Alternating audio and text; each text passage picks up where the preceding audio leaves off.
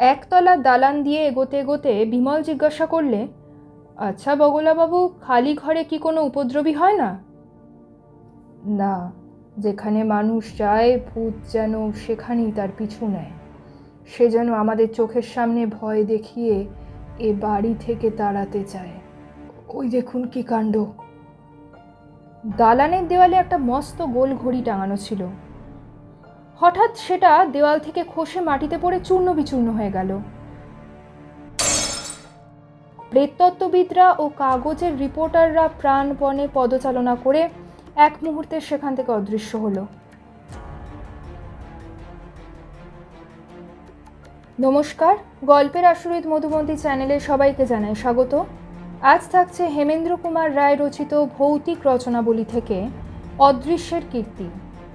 গল্পের মুখ্য ভূমিকায় থাকছে কুমার, বিমল, সদানন্দবাবু ও বগলাবাবু। শুরু হচ্ছে আজকের গল্প অদৃশ্যের কীর্তি। সঙ্গে থাকুন।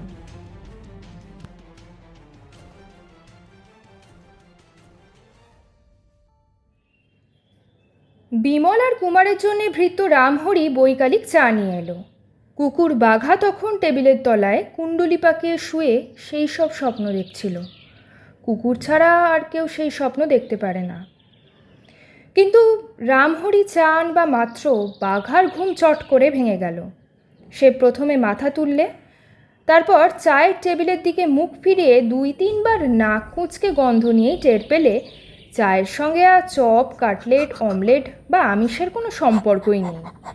অতএব বাঘা আর অকারণে চতুষ্পদে ভর দিয়ে উঠে দাঁড়িয়ে শরীরকে কষ্ট দিতে চাইল না।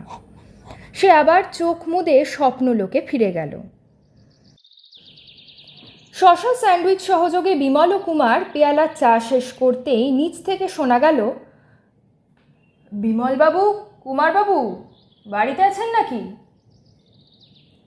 কুমার বললে, ইন্সপেক্টর সদানন্দের গলা না? রামহরি, ওকে ওপরে নিয়ে এসো। সদানন্দবাবু ভেতরে এসে দাঁড়ালেন। তার মুখের ওপরে স্পষ্ট ফুটে উঠেছে অত্যন্ত দুর্ভাবনার চিহ্ন। বিমল শুধলে, ব্যাপার কি সদানন্দবাবু? কোনো শক্ত মামলা ঘাড়ে পড়েছে নাকি? চেয়ারের ওপরে বসে পড়ে একটা দীর্ঘশ্বাস ফেলে সদানন্দবাবু বললেন, হ্যাঁ, একটা শক্ত মামলায় জড়িয়েছি বটে, কিন্তু এই মামলায় পুলিশ না ডেকে রোজা ডাকাই উচিত। তার মানে ব্যাপারটা ভৌতিক নাকি? কুমার বললে, পুলিশ কেস নিয়ে আমাদের কথা কওয়া উচিত নয়, কারণ গোয়েন্দাগিরির কিছুই আমরা জানি না।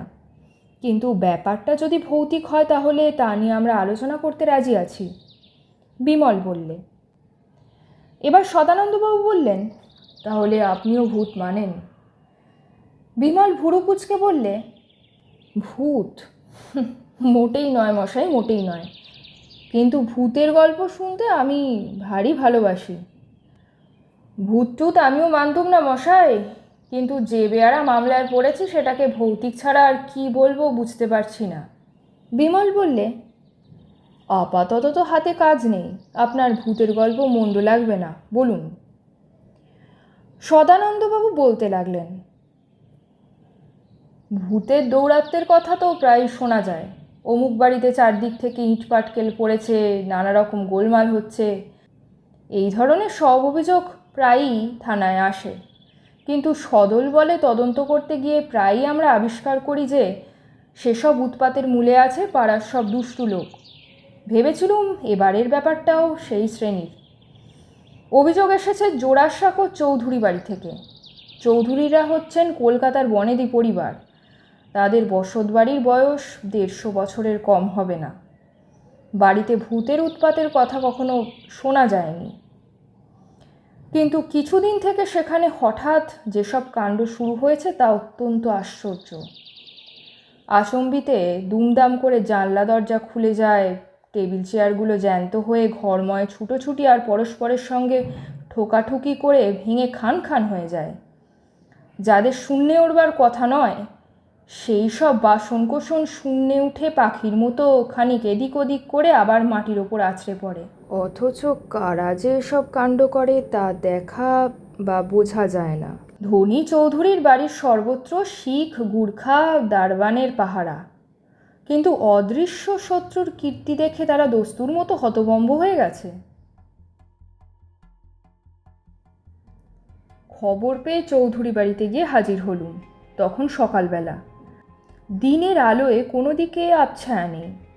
আমি বাড়ির চারদিকে পাহারাওয়ালাদের দাঁড় করিয়ে দিলুম। তাদের ওপরে হুকুম রইল কারুকে যেন বাড়ির ত্রিসীমানার মধ্যে আসতে না দেয়। তারপর বাড়ির ভেতরে ঢুকলুম। সর্বপ্রথমেই আমাকে ভয়াবহ অভ্যর্থনা করলে একখান থান ইট।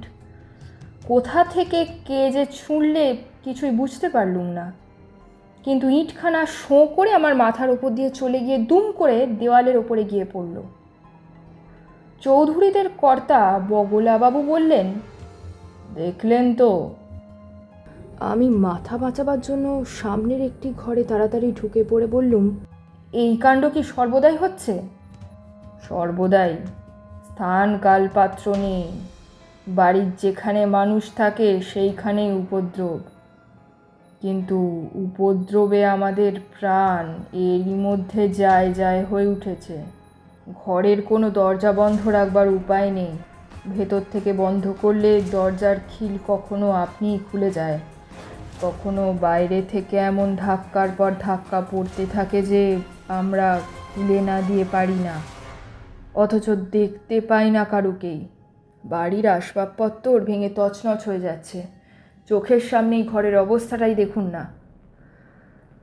ঘরের ভেতরে তাকিয়ে দেখলুম চারিদিকে বিশৃঙ্খলা। কোথাও একখানা প্রকাণ্ড দেওয়াল আয়না মেঝের ওপর পড়ে চুরমার হয়ে রয়েছে, কোথাও একখানা ভাঙা চেয়ার বা উল্টানো টেবিল, আবার কোথাও বা ছিঁড়ে পড়া আলোর ঝাড়ের টুকনো ছড়ানো। একদিকে তখনও দুখানা আস্ত চেয়ার ছিল। আমি বসবার জন্যে তাদের একখানার দিকে অগ্রসর হলুম। হঠাৎ চেয়ারখানা জীবন্ত হয়ে এমন অপূর্ব তাণ্ডব নাচ শুরু করে দিলে যে উদয়শঙ্করও দেখলে অবাক হয়ে হার মানতেন। আমি যতই তাকে হাতে নাতে গ্রেপ্তার করার চেষ্টা করি, সে ততই আমার হাত ছাড়িয়ে নাচতে নাচতে এঁকে বেঁকে তফাতে সরে যায়।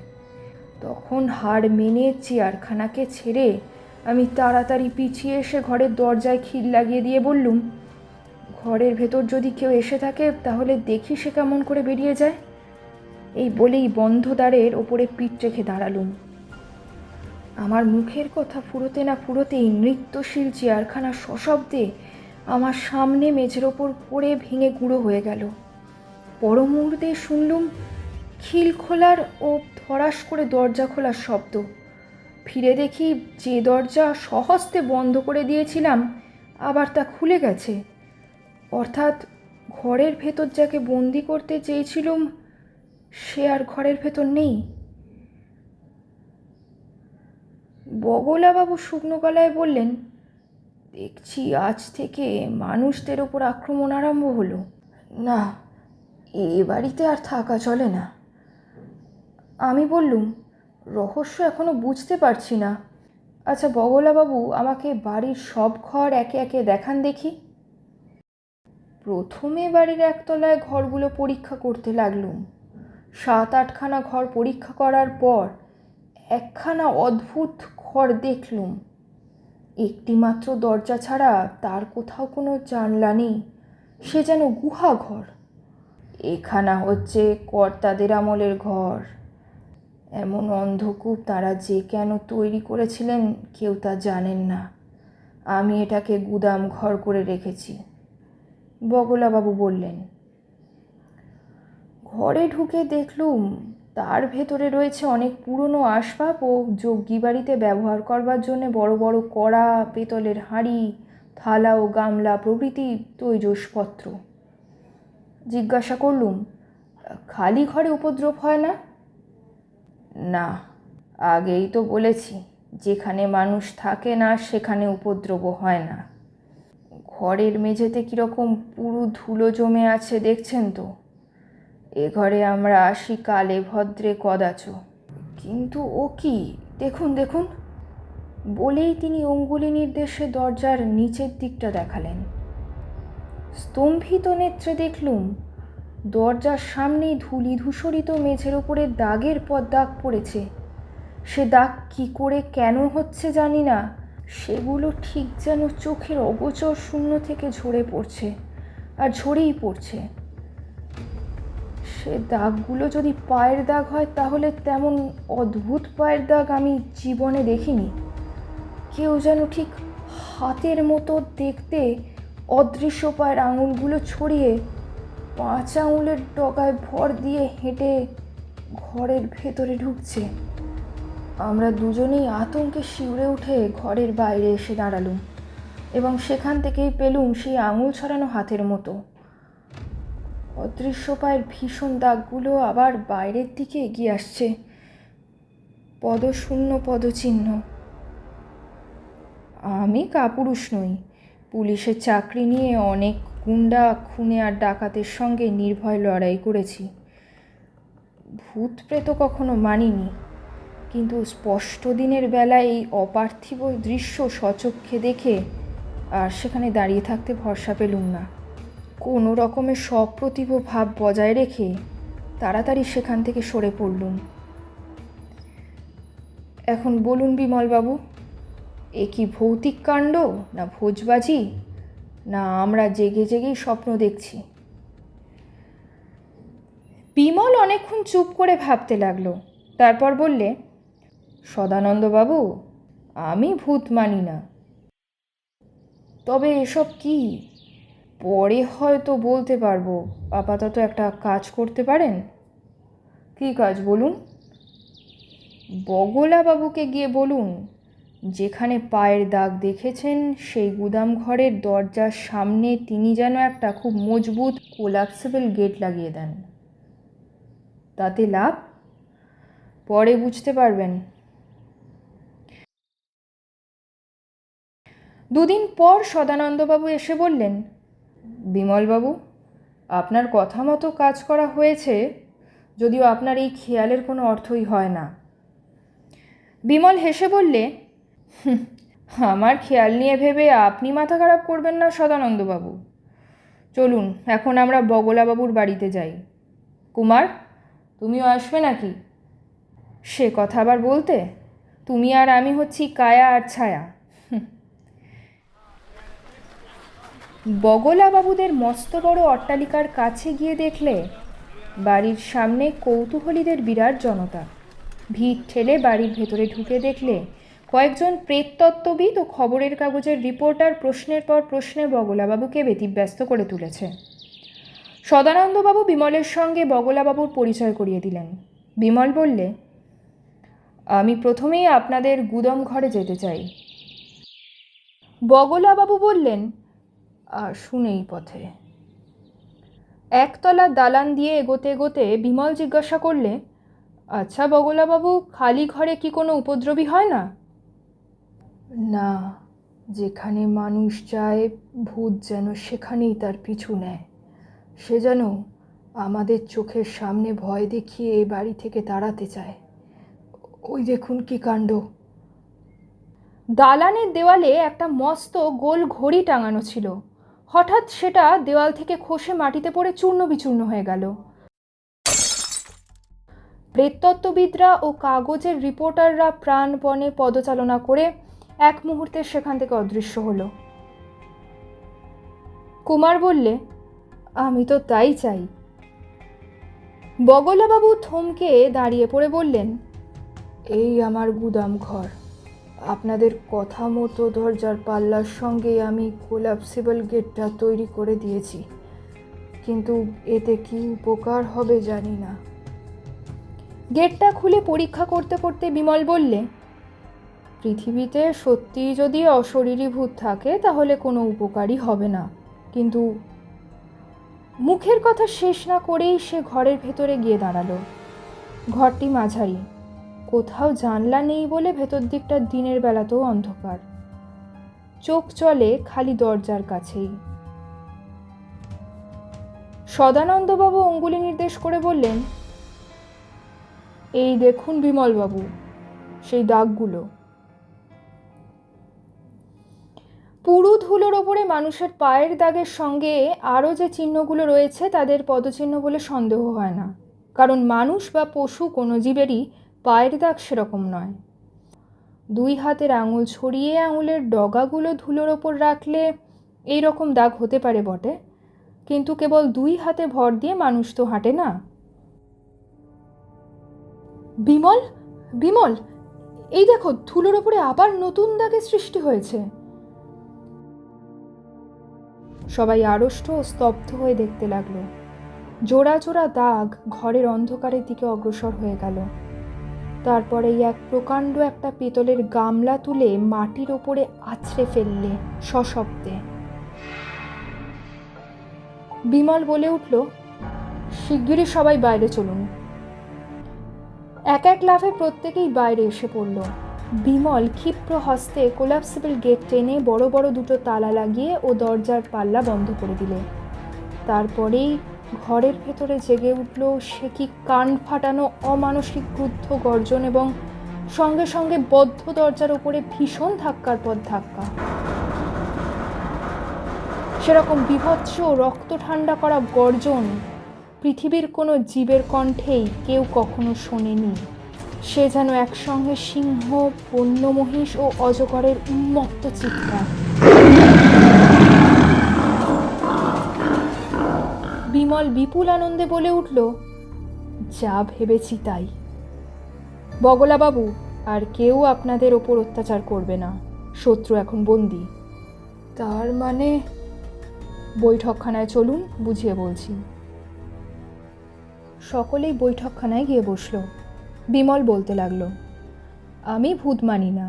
প্রায় শুনি ভূতের অত্যাচারের গল্প। তাকে দেখা যায় না, অথচ সে ঢিল ছোঁড়ে, জিনিসপত্র ভাঙে, চেঁচায় বা নানান শব্দ করে। আমার বরাবরই বিশ্বাস ছিল এসব ভূতের কীর্তি নয়। আজ সেই বিশ্বাস দৃঢ় হলো। সদানন্দবাবুর মুখে যখনই শুনলুম এখানে যে উপদ্রব করছে তাকে দেখা যায় না বটে, কিন্তু ঘরের ভেতরে আসতে বা ঘর থেকে বেরোতে হলে তার দরজার দরকার হয়, তখনই বুঝলুম এসব উপদ্রবের মূলে আছে কোনো অদৃশ্য জীব। আর ঘরে পুড়ে দরজা বন্ধ করলেই তাকে আটক করা যাবে। অদৃশ্য জীবের কথা শুনে আশ্চর্য হবেন না। বাতাসও অদৃশ্য, কিন্তু আমরা তার অস্তিত্ব অনুভব করি। অদৃশ্য হলেও মৃদু বাতাস হালকা নীরের জিনিস নিয়ে ছোড়াছুড়ি করতে পারে। বাতাস যখন ঝড় হয়ে দাঁড়ায় তখন সে বাড়ি ঘরও উড়িয়ে নিয়ে যেতে পারে। মরুভূমির বালির ওপরে আলের জলের পটে বাতাস কত রকম দাগ কাটে, তাকে বাতাসের পদচিহ্ন বললেও ভুল হয় না। অদৃশ্য বাতাসের পক্ষে যা সম্ভব, অদৃশ্য জীবের পক্ষেও তা অসম্ভব নয়। ফুটবলের ভেতরে বাতাসকে বন্দি করা যায়, এই অদৃশ্য জীবকেও আজ আমি ঘরের ভেতরে দরজা বন্ধ করে বন্দি করেছি। বিরাট বিশ্বে গ্রহে উপগ্রহে কত রহস্যময় জীব আছে, মানুষের অসম্পূর্ণ জ্ঞান এখনও তা আবিষ্কার করতে পারেনি। হিমালয়ের দানব মানুষের কথাও সবে জানা গিয়েছে। মঙ্গল গ্রহেও নতুন এক জীবের কথা সবে প্রকাশ পেয়েছে। সুতরাং চন্দ্র বা অন্যান্য গ্রহে কোনো রকম জীব নেই এ কথা জোর দিয়ে বলা চলে না। কে জানে, তাদের কেউ কেউ হয়তো মাঝে মাঝে পৃথিবীতে বেড়াতে আসে আর আমরা তাদের ভূত ভেবে ভয় পাই। বগলাবাবু, আপনাদের বিভীষিকাকে আমি বন্দি করেছি। বেশি দিন ওখানে বন্ধ থাকলে হয়তো সে অনাহারে মারা পড়বে, তাকে মুক্তি দিলেও হয়তো সে আপনাদের আক্রমণ করবে। অতএব আপনাদের কর্তব্য আপনারাই স্থির করুন। আমি এখন বিদায় নিলুম। নমস্কার মশাই। শেষ হলো আজকের গল্প অদৃশ্যের কীর্তি। রচনা হেমেন্দ্র কুমার রায়, গল্প পাঠ এবং সমগ্র পরিচালনায় আমি মধুবন্তী। খুব শীঘ্রই ফিরে আসবো পরবর্তী একটি নতুন গল্প নিয়ে। ততদিন স্টে কানেক্টেড উইথ গল্পের আসরিত মধুবন্তী। ধন্যবাদ।